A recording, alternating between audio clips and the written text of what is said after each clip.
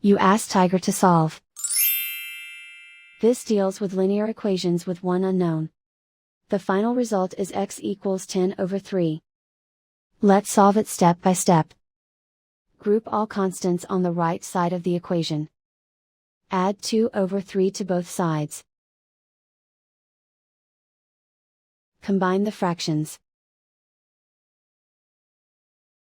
Combine the numerators. Reduce the zero numerator.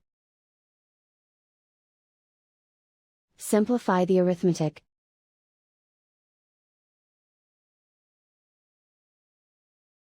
Isolate the x. Multiply both sides by 5. Group like terms. Multiply the coefficients.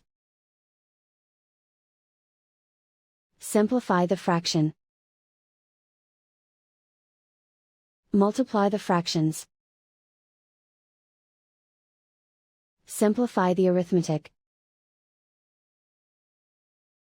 And so the final result is x equals 10/3.